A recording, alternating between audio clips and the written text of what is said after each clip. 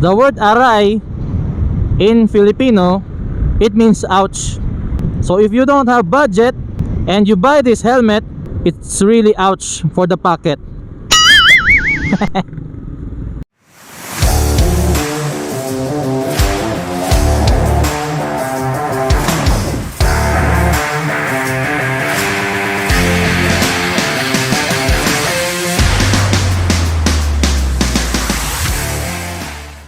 So alright, let's now prepare for a ride.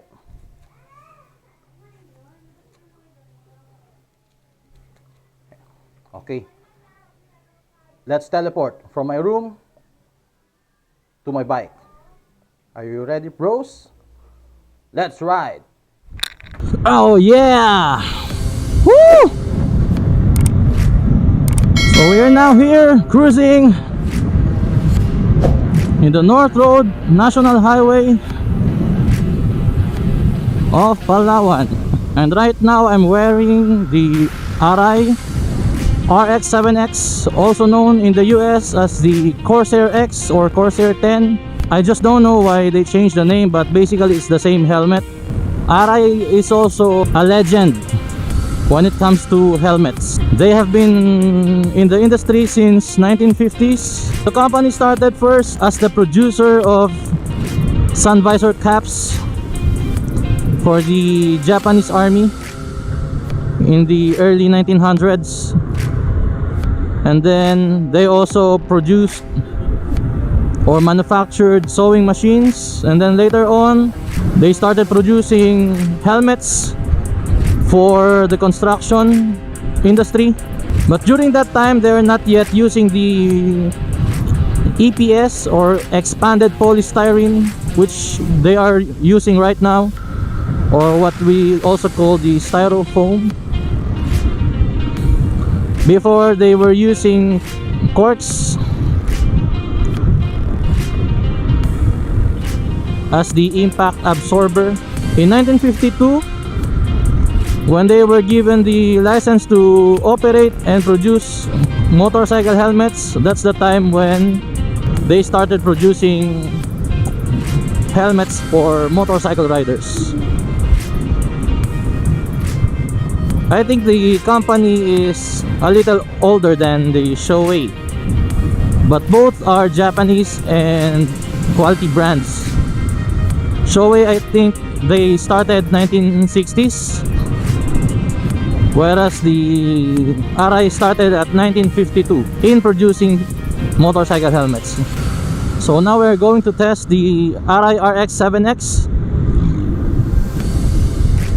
This was first produced in 2016. This helmet has a 5-star rating from the Snell M 2015.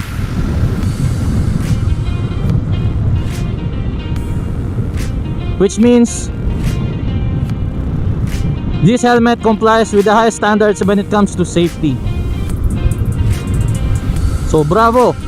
The shell is made of composite materials, handmade fiberglass, layers of fiberglass. This helmet is kinda lightweight, but this is not as light as the Shoei RF1400, which I reviewed last time. But still, it feels balanced. The helmet feels balanced. It's not really heavy. It's just around 3 pounds and 11 ounces. This helmet is a limited edition Isle of Man Elan Vanin. As you can see, the helmet is round, unlike the other brands that has different edges and linings, but the company retains its round shape because ARAI believes that round and smooth helmets give better protection to the rider's head during impact. They also have updated from RX7 to RX7X what they call the VAS or variable axis system, which makes the visor lock a little lower here a few millimeters lower compared to the previous model, and makes it easy to open and change the visor, just in case you want to change the visor from clear to smoked or whatever color you want. So this is how we detach the visor. First, unlock it, then open all the way up,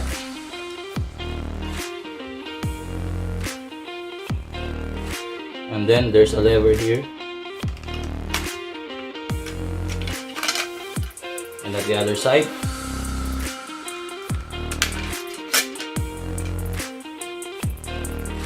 Then you will align the markings, the dot, and there you go. To put back the visor, just do the process in reverse. So you have to align again with the dot, and then at the other side, and then open all the way up. You will hear a snap, and then the cover.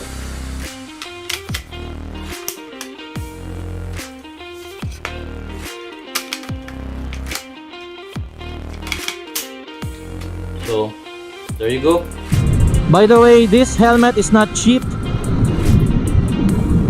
In fact, when this was released, this helmet was the most expensive helmet that time in 2016. And I believe the cost of this helmet here in our country is 50,000 pesos, more or less. Or in the US currency, it's like $1,000. So that's really an expensive helmet. You can already buy a regular scooter here in our country with that amount. But is it worth it? Yes, I think so, because this helmet is race focused. It has all the features that the racers need. You might say that I don't really need racing features in a helmet, but if you have money, why not, right? Still feels good. One thing I really like about this helmet is the ventilation that it gives. This helmet has a lot of air intakes.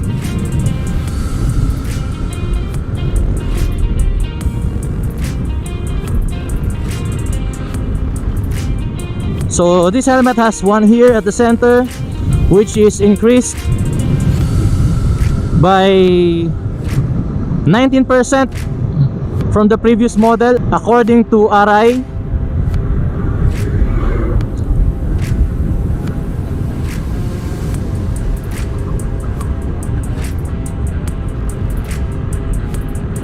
And the two intakes at the sides are increased by 11%. So it's a huge improvement when it comes to air intake. This model also has intake here at the chin part. Yes. And also here at the upper part of the visor. These are functional. The two intakes here, they suck the air from outside, and then the air will pass around the ear area to make your ride more comfortable. The helmet also has an air flow at the side, both left and right, and it releases the air, the warm air from the helmet to the rear side of your helmet, right here and here. So you will really feel cool. And by the design of this helmet, it's hot. Hot not in the sense of temperature, but hot in terms of looks. So I like the design. I feel so handsome wearing this helmet, though I cannot really afford this one. The helmet comes with a pin lock where you can attach an anti-fog visor that prevents the helmet from fogging and to ensure that you have a good vision. And speaking of vision, this helmet is designed with a very wide visor. So you see, even if you're in a attack position on a sports bike wherein your position is a little tucked, you can still see far ahead. The ventilations can be opened fully or halfway, so the rider has the options. Though there are a lot of ventilations in the helmet, there's not much wind noise going in the helmet, so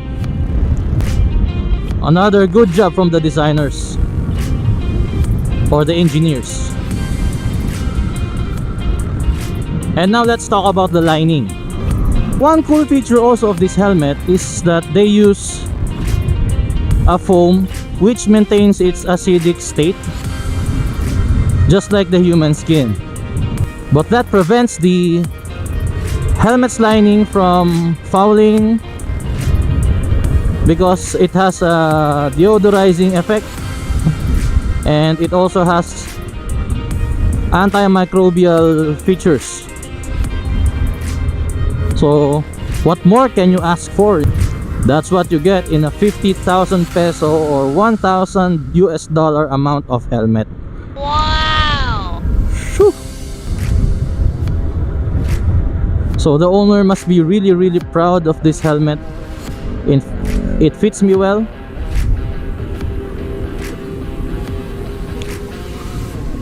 And it feels comfortable to wear.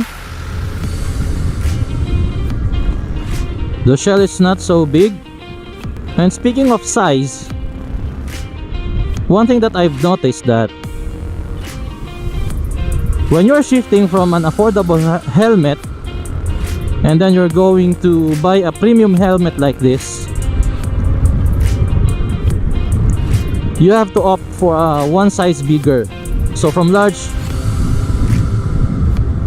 you have to choose the XL, because maybe the paddings are thicker, the EPS are thicker. So that's one thing you have to consider. By the way, this helmet also has a chin spoiler. Look at this. Oh, you see? How cool is that? Which deflects the wind from your chin going down to your chest. But of course, you will not feel the effect because I'm just riding at around 80 kph. But still, cool feature. The helmet comes also with an emergency strap right here, both sides. So just in case there's a crash and the medical team needs to pull the helmet off from the rider's head,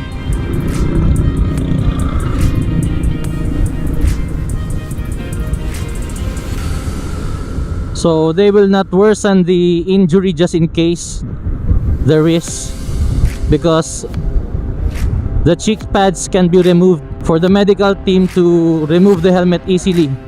So the cheek pad also comes with a design where you can install a communication device just in case you need one or you use one.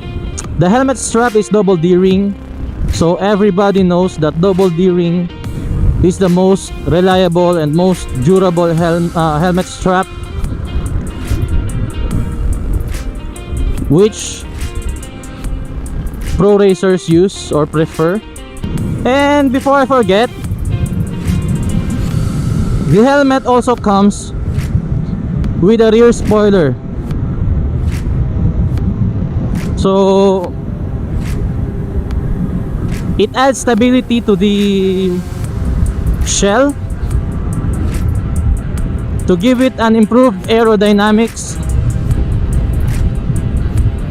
especially if you're in an attack position like this. So this is the first helmet that I've seen with that kind of feature. I thought spoilers are only for cars. I mean moving spoilers or adjustable spoilers. Some helmets have spoilers but it cannot be adjusted, but this one, it can. ARAI also adopted the locking system of the visor from the helmets used in automobiles such as the Formula 1 racers. So this helmet, this is the lock of the visor. So it's very simple to operate. Just lift and then you can already open the helmet up like that. See? And then to shut it or to close the visor, and then press here, you will hear a click sound, and then the visor is already secured. Nice one. So what more can I say about this helmet? I have no complaints. Maybe just the price. I wish I have one. If you buy this helmet, you will get good quality, classic design by ARAI, durability, comfortability, pro racing features, and of course a very handsome design. And that's all for our review of this ARAI RX7X limited edition Alan Vanin helmet. So I hope you like this video. Please don't forget to like, share, and subscribe, and hit that bell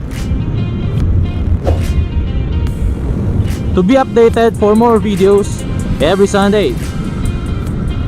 Thank you for watching, bros, and this has been your bro reminding you to ride safe and stay alive. God bless.